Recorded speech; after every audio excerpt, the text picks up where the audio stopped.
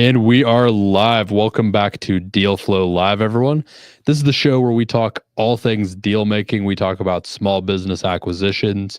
We talk about it from the perspective of being a buyer or a seller, and a little bit of both, and how they interplay. What kinds of things you need to be thinking about and considering if you're considering buying or either small parts of or a whole company. So we look at businesses that are listed online for sale. Sometimes we break down those deals. We talk about funding them. We talk about how to bring them together. We talk about what kind of person would buy them. And we really just kind of give our opinions on the matter. And Ryan, we're celebrating something a little bit special tonight. What is that? Yes, it's our 1-year anniversary. It is. It's our 1-year anniversary for Deal Flow Live. Ryan and I have been doing this for a whole year, and we are going to talk a little bit about what we've learned and also what the market has come to. And we're going to kind of break down, the many, many lessons and just, trips and falls and failures and other things that have happened along the way. So buckle up. Oh, yeah. No, I mean, I think first thing that we'll notice is that that was a very detailed intro, which I think nice job on that one, because when we started this is Deal Flow Live, and we're just going to show you evaluating a business to buy it. And it really has turned into, if you're buying partial, if you're selling partial, doing it for equity, consulting for it's really exploded into so many different facets of how do you just get involved in business ownership. It's really kind of where we're at right now. And I think we've seen a lot change in the last 365 days, not only on the show in Scale for Sale in our lives, but also just in the entire environment for M&A. Yeah, the M&A landscape right now is really getting shaken up by the economy. There's a lot of uncertainty, and in times of uncertainty, a lot of times people, some people panic, some people take advantage, some people move faster, some people move slower.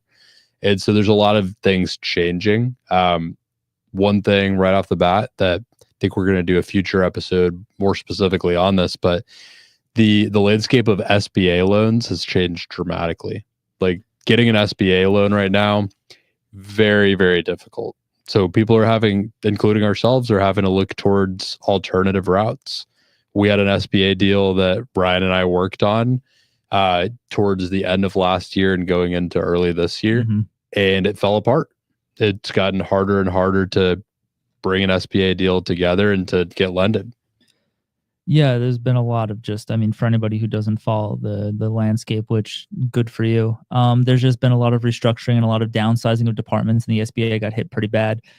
And look, we didn't have the greatest experience with our SBA lender, so to speak, but that was before all this happened. But even then, we just found out that it is a difficult process to go through, whether it's fully functioning or on what basically is a skeleton team. It'd probably be as next to impossible to get a loan at this point. So we've been looking and trying to figure out a lot of ways to fund and kind of find other alternatives for people that obviously hard money, which is high interest lending, is something you can do, but we always try to shy away from those when we can, because business is obviously a very tumultuous aspect. So we actually have kind of been, in the background, been cooking up a something. I think it's pretty cool, bro. Did you kind of want to allude to more of that? I know we can't. It's not it'll be official in a couple of days, but give a little teaser.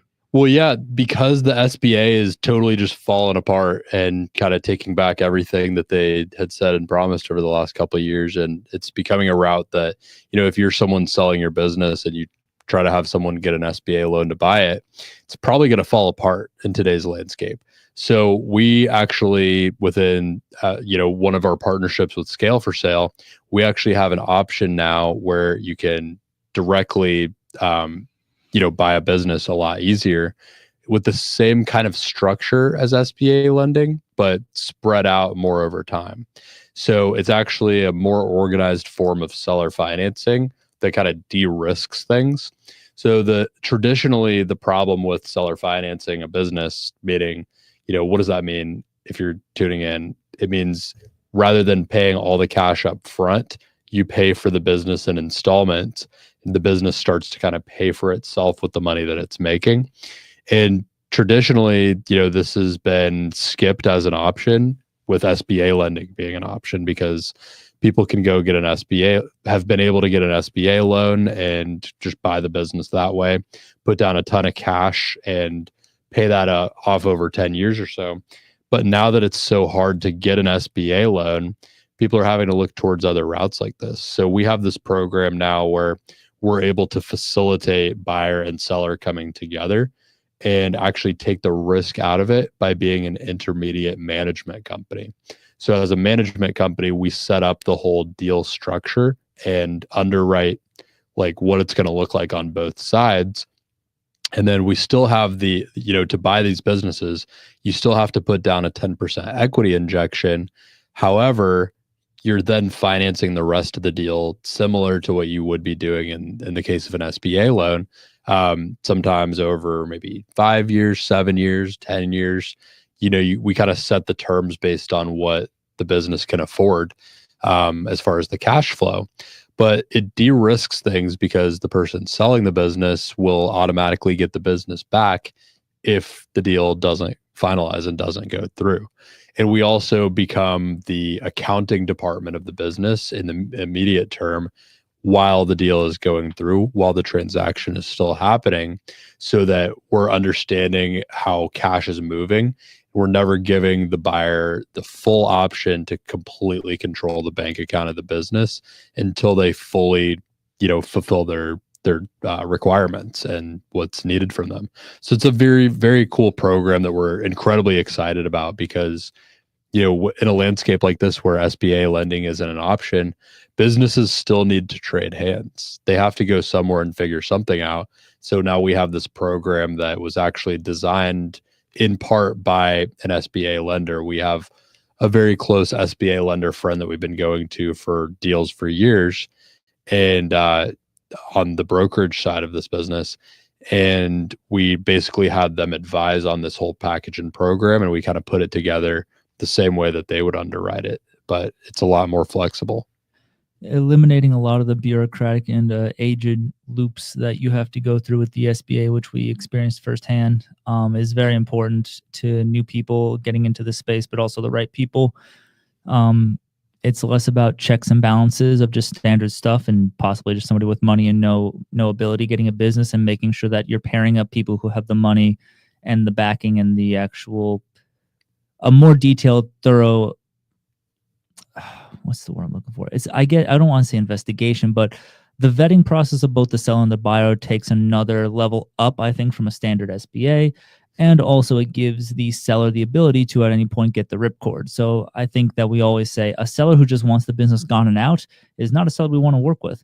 A buyer who wants to close in 30 days or less, probably not a buyer we want to work with. We don't know where he got that money. Well, that's the other thing with this program, though. Typically, the SBA programs, it takes a good month, 3, 4, 5 months or more to actually make those deals happen.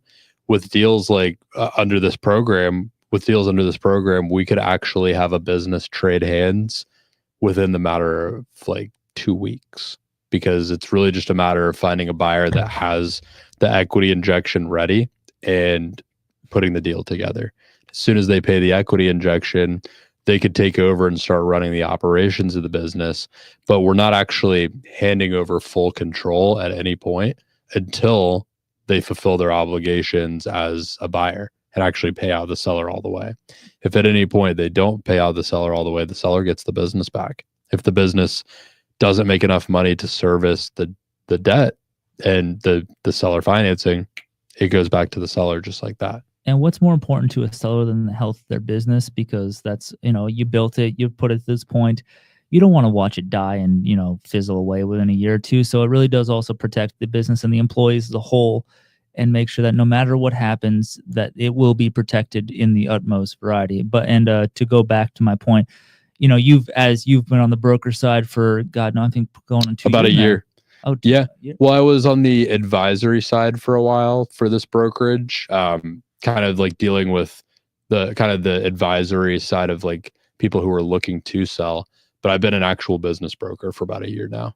Yes, you've been in the industry for about 2 years of working in a brokerage with a fairly large entity.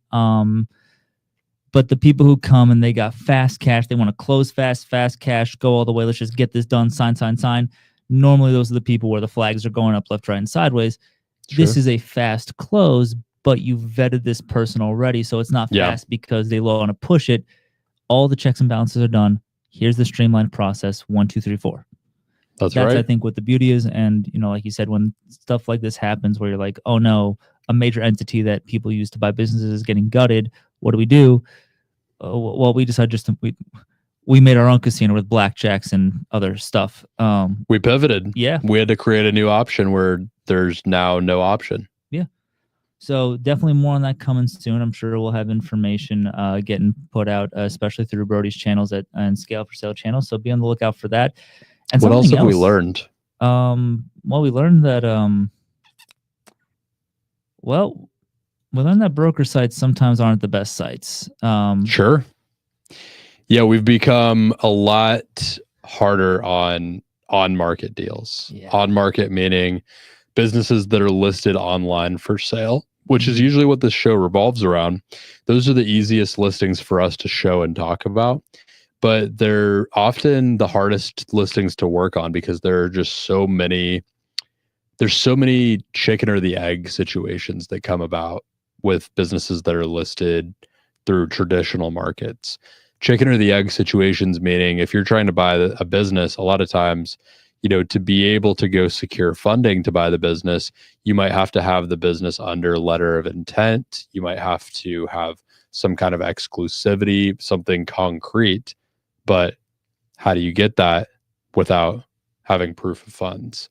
And any good broker is going to expect that you have proof of funds to buy the business or some kind of letter of support from a bank that has agreed to fund it before they let you get exclusive access to, the ability to buy a business, which is completely reasonable. That's what we do on the brokerage side. But if you're someone trying to buy a business, how in the world do you buy a business if you can't get the letter of support or the proof of financing without having the business under LOI? You can't get the business under LOI without having these.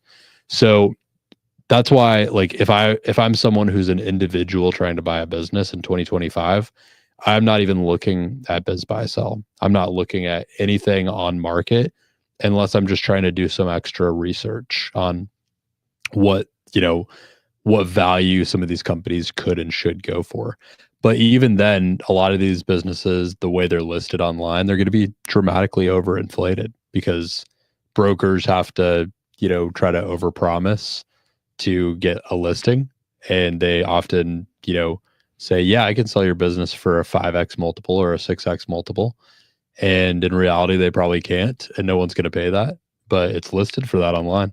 Yeah, shout out to the broker who told me I'm going to give you a price based off the 2023 numbers and not the 2024 numbers. You're a real one for that. That's my guy.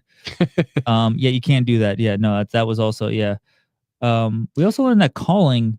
Well, what's the other thing too? Like when you're dealing with another human that has an interest in the deal at that point too, and it just dramatically complicates the deal. How's that been for you when you've looked at on market listings? I think it's been 50-50. I've found more of them just don't work. I mean, I found the people who are just living on another planet like that one was. Again, what a ride that guy was. Great experience talking with him, but man, crazy.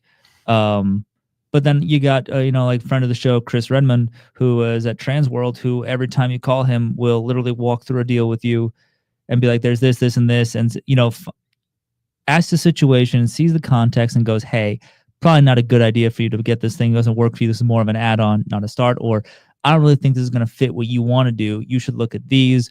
So for every broker, he's fantastic. Yeah, he's one of the best that we've ever met. Also a friend of the show, Patrick Lang, incredible broker as well. But calling up these guys, you either get a quick, do you have money? Click, and they won't talk to you. Or you'll have somebody who will give you a really 10 minutes of their time to be like, no, do this, this, and this.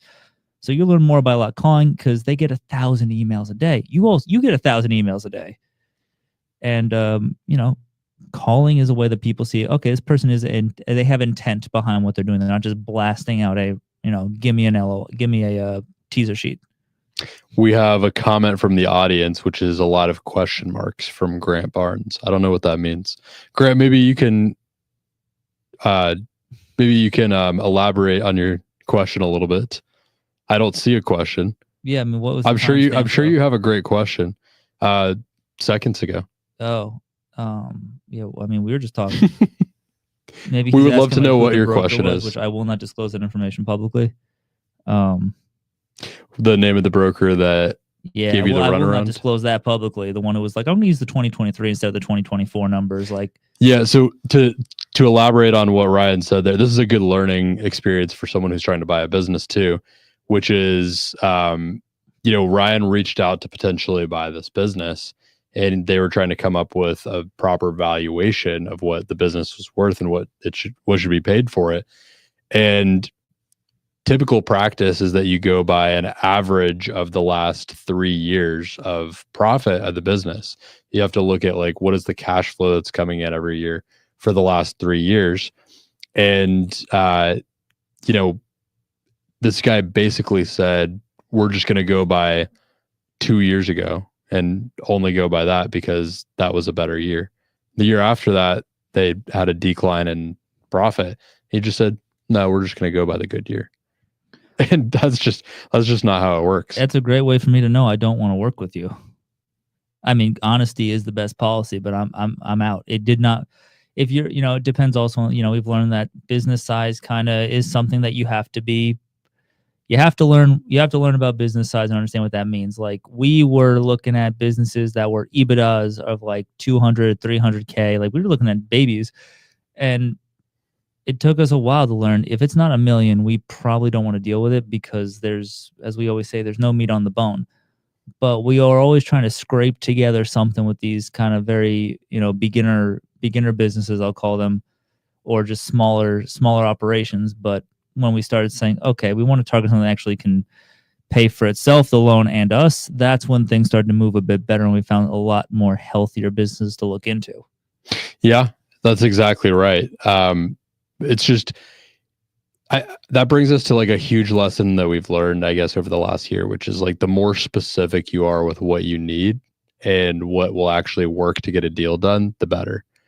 I think people get so caught up on looking for just what feels like the perfect deal or a really good deal that a lot of times they overlook like everything that's out there, and they spend too much time just on the search. I think, ultimately you have to really hone in what you're looking for and get tight on your deal box. How do you describe a deal box? A deal box is the exact industry, cash flow, and EBITDA that you want. Meaning that, number one, the industry that you are able to either work in yourself or that you have connections that will work in with you and that you can leverage to be successful.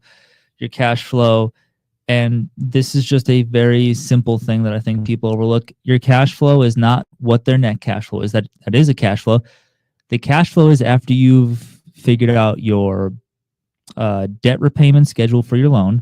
You figured out, okay, I'm going to set X amount aside as the emergency fund, essentially what you're going to put aside for any of unexplained business expenses.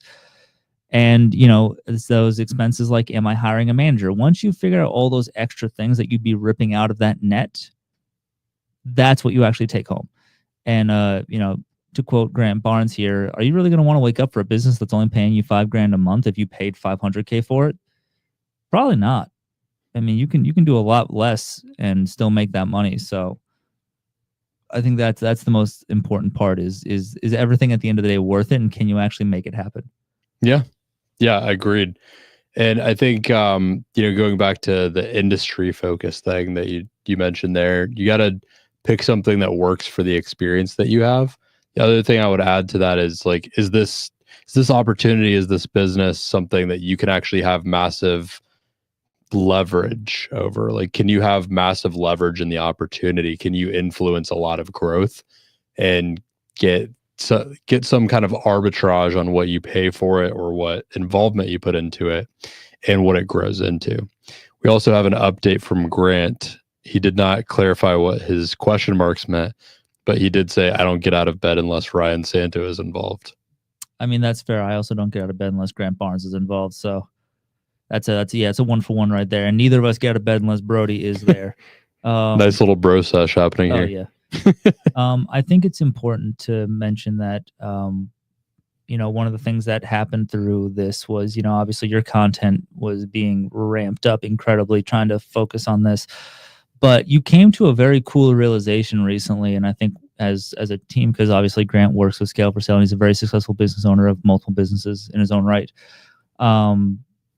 That there's a certain type of business that we learned that really, really vibes with us, and that actually would completely different than what we started out as. And to be clear, we started out looking for good businesses, clean bones, good, basically we were looking at like a racehorse. We're like, we want the best lineage. We want straight up secretariat's great grandson of a business. And we'll pay top dollar, but like that doesn't really exist. Even the good ones, they got a bad ankle or something. But a lot of those businesses, they got like a bad ankle or a bum knee, they've come to Scale for Sale, and you guys as like the doctors. I mean, recently you and Grant you've done a bunch of different mendings and some diagnoses, and it's been hugely successful for the businesses. And just kind of, the people have been so happy. They've wanted you guys to come in on the deals as well.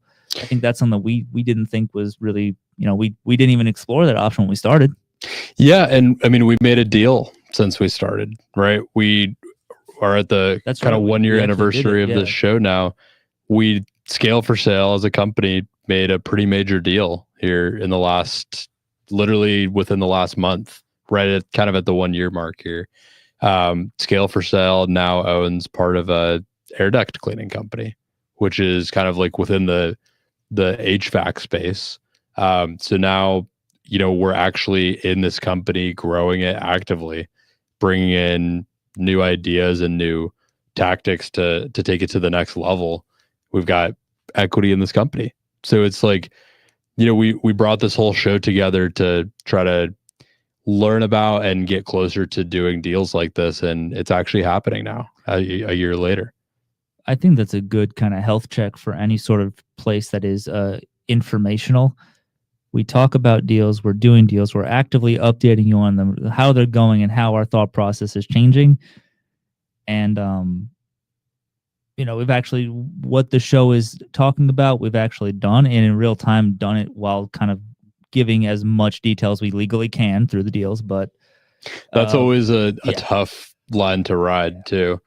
I ideally would love to be, as meticulously transparent as I could possibly be about this stuff online. But there's just so many things I'm not allowed to say. It's I'm more crazy. Careful than you are, which is always kind of funny. You're out there sending your cell phone to everybody and anybody on the internet, and I'm like, you got to stop. It was one job post. I maintain you are too busy to be giving that number out. But maybe I can text anyone. Okay. Well, it's not a guarantee that I'm going to respond, but one of the cool things that, because of how open and kind of how accessible you are, is that you've developed kind of a community of people, and it's been kind of started as let's talk about our businesses that we have, but has morphed into this kind of cool, I don't want to say it's headhunting, but it's almost like a network of people who all want to buy businesses or kind of wholesale businesses that are off market deals. Because basically, if a wholesaling deal is you bring a deal that you find from somebody who wants to sell a business essentially I'll use the real estate example because that's the most popular one. A wholesaler is basically somebody who finds somebody who wants to sell a business, finds somebody who wants to buy it. He puts it under contract, sells the contract to the person who has the cash to actually pay for it. That person buys the house, transaction complete. They made their money as a middleman. And we've kind of got a group now where people are out there looking for off-market deals within their own communities, and either they can buy into it with Scale for Sale, or they can offer Scale for Sale equity to help them get to the finish line, or just simply pass it off to Scale for Sale, make a commission, and keep it pushing, which is something that we really didn't even think didn't cross our mind. I don't think we had any kind of community a year ago. And in the time since we started doing this show, a community has formed around it in the background. We've got an active we got an active community of over 100 people in it now, which is really cool. 100 people, I think it's like 105 or 106 people now that are in this community actively looking to either acquire businesses or, grow theirs. Mostly looking to acquire businesses, though. That's what it really formed around, is all these people that are either like looking to acquire their first or their next business in different ways.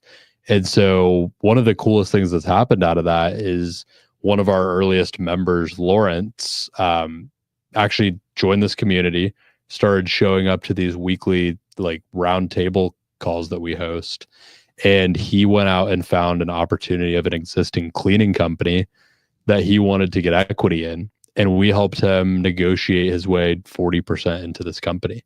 So now, and by the way, this guy is 18 years old. 18 years old, just graduated high school like weeks ago, right? And he went out and found an existing cleaning company, small one, but an existing cleaning company that he knew that he could help grow by bringing better marketing tactics to it. And he negotiated his way 40% into 40% ownership of the company, and is now running and growing this company. It's pretty incredible. Yeah, and I mean, I think I'm probably the three biggest skeptics that and most people know. I'm 1, 2, and 3. And I think when somebody would say, "Oh man, these guys helped an 18-year-old buy a business," I'd be like, "All right, yeah, whatever, sure, a bunch of charlatans and carpetbaggers, as they say." But no, this guy really exists. He really did this, and it actually went very quickly and very smoothly. But I think the important part of that story, he had marketing. So he had marketing abilities. He understood basics, and most small businesses, that's what they lack. So he brought quite a lot to the table, and it's scaling up. Like, he's doing a great job out there. But he was in the calls. He's actually in the paid one, the round table, which is a paid one. But I mean, the people who show up there are actually trying to do it, and 6 months, right? He was in the group for 6 months by the time he closed the deal. Not even that long. Wow. He was coming to the round table calls for probably 2 or 3 months. He came in just locked the information every time. Yeah, he showed up every single week with updates and was executing on what we were saying, because he actively wanted to make this happen. So I mean, let that be a note for anyone who's listening. Like, if you were trying to acquire a business, you have to put in like the week-to-week effort. And he went out and he found an off-market deal. This was a business that wasn't listed online. It wasn't something that was being advertised by a broker. This was just something where he went out and found the owner of this business and just negotiated his way into it. And he came to us for support on the negotiation and for support on how to structure the deal. And we gave him the best advice that we could. And, weeks later, he owned part of this business, and now he makes part of the cash flow that comes with it. And it's been pretty cool. We've helped him since acquiring the business get over a lot of like the little like hurdles of business ownership too, even down to things as small as like, how do you invoice someone? Like, how and when do you invoice someone? These things can be so crucial for the success and health of a business. But, this business was previously really struggling to scale that he got into because they were invoicing residential cleaning customers after they cleaned their house. So imagine you like try out this company to have them clean your house, and they don't invoice you until after they've cleaned your house. Some people are just going to be scumbags and not pay. And they're going to have to pay for the labor of cleaning this house and potentially not collect on it. So even as small as like we helped them shift to collecting upfront to schedule cleanings, and helped them frame how they would tell that to customers and how they would explain that and how they would go about the process of that. But imagine if they collect a monthly payment for cleaning these customers' homes, knowing that they're only going to pay this much, like a portion of that, for the labor of the business. That leaves all of the rest of this margin that they get up front that they can go put into more advertising. So they're getting all of their customers through online advertising on mostly Facebook. They're running like Facebook ads that are doing really well. So imagine every $100 that comes in, they can take about $60 and put that into more advertising and find more customers before they have to pay the cleaners, rather than, or versus if they were paying the cleaners with money they didn't have yet and then maybe not getting the money at all. You just can't scale a business like that. The accounts receivable thing is a tale as old as time, and it seems to be very common in every industry. So that's, I think that's the biggest thing that, one of the biggest things is that we found that a lot of times it's more about not hitting them with the, I want to get this business cash for equity. More or less, it's, hey, what's making you fall out of love with running your business? Let's see if we can't make you enjoy doing this again. Why are you struggling? If you're really happy, we'd love to be a part of it. And frankly, that's what most people respond to. It's not the kind of, it's not the beat down of like, look, this is where your business is failing in X, Y, and Z. I'm not going to pay this. I'm not going to pay this. I'm not going to pay this. You'll take this because this is what you're actually, it's not that. It's a holistic, organic approach to the entire process. And I think more people responded to that than anything we've tried. Certainly. And I think the big unlock for us is like another big unlock right in that same category of what you're talking about there is we've really tried to push out the message of being operators first, because there's so many, like the mergers and acquisitions landscape, since it's become so popular to buy a business, has become so littered by people who have just been in the space for a little while or are thinking about getting into the space for the first time and just think they can financially model their way to a successful running of a business. But they're leaving out like the 90 or 95% of what it means to actually run a business. So when business owners see people like that haven't actually done it and been in the trenches, they say, I don't think someone like that could run my business. They're just not going to be successful. And they feel like there's no one that can help them. But when we approach the business operator first, and as people who have actually built, grown, sold, and bought businesses, it's a completely different landscape, and it's a completely different view that they have, and they actually believe that we can help them. Then we do help them. And then when we help them with their business, usually they want us to stick around and figure out what that takes. It's a very different approach than just, like we said before, the broker website is simply, you have money, I need money, we exchange the money, here's the business.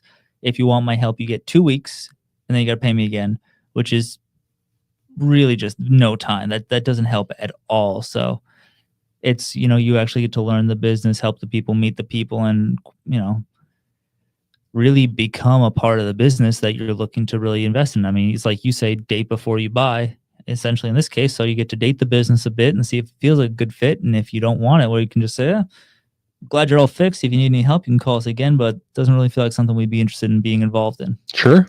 Gives that option. Yeah. So for someone, I guess, like as a final takeaway here, for someone who is looking to buy a business, I think your best route in 2025 is to just start helping business owners grow their business in the category of business that you want to buy, right? If you want to go out and buy a cleaning business, go find a cleaning business owner and help them grow their business, whether that's getting paid to do it or doing it for free, and let that potentially open a door into some kind of equity arrangement, whether that's having to buy into it or just earning your way in.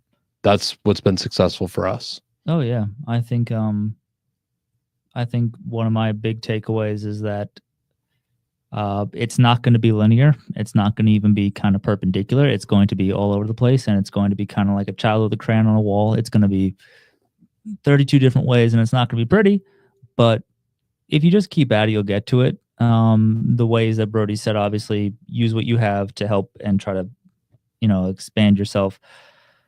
But if you're looking to do something where like maybe that's not exactly what you figured out yet, you're not sure what you could do, that's fine. You can always join one of our groups, Discord, or we're launching a school soon where the round table with Lawrence and all those guys are going to be having their calls. You can always join that group and kind of learn and kind of see what people are doing, how to find off-market deals, how to source them. Following the content, because honestly, we really do a lot with the people who ask questions and want to hear more from us. And we have some great people that do this for a living and are really, really, really talented, especially on the business buy sell side. So I would say just keep it moving and be on the lookout, because everything we do here, it started as we want to buy a business, and now it's morphed into we buy, sell, help. We remarry people to their businesses, as I'll call it. Like we basically do wedding vow renewals with owners in their businesses.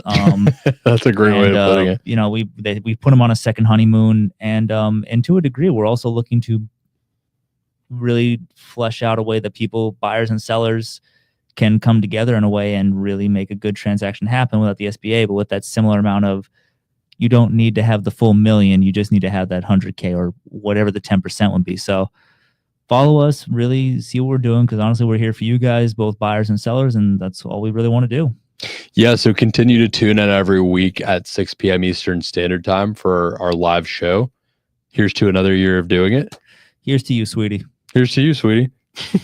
This has been Deal Flow Live. Brody, where can they find you? Well, the best place to find me and message me is Instagram. Go to brodyvincent.io. And if you are interested in joining a growing and thriving community of people doing deals just like the ones that we talked about, people like me and Ryan and Grant, people like Lawrence, people that are actively working on these deals, you can join me at the Scale for Sale community and in our round table that we offer by messaging me on Instagram and getting in touch with me. And if you're actively looking to acquire a business and you have one that you would like to acquire, maybe you've already started negotiating with the seller, maybe you are a seller, maybe you're trying to sell your business. If you are running into the hurdle of not being able to get it funded because the SBA is cracking down so much, we have a great program that we can use to help you out. So message me on Instagram to get in touch with me about that too. And Ryan, where can they find you? They can find me on LinkedIn. It's Ryan Santo. Just shoot me a message and we can chat on there. But otherwise, I'm on the group as well, always chatting up with people who are doing stuff. Whether you're buying or selling, or you're just kind of in between, you don't know, maybe you just want somebody to take a look at your business. Maybe you're trying to prepare for something, either passing it off to a family member or just trying to clean it up and figure out where maybe the cobwebs could be dusted off and make life a little bit easier. That's all Scale for Sale is here for. We're here for whether it's a full sale scale, you're scaling to sell, or whether you're scaling to just continue scaling. We're here for you. So without you guys, this wouldn't be possible. So thank you for making this year worthwhile. Thank you. We do this for you guys. We'll see you on the next one. See ya.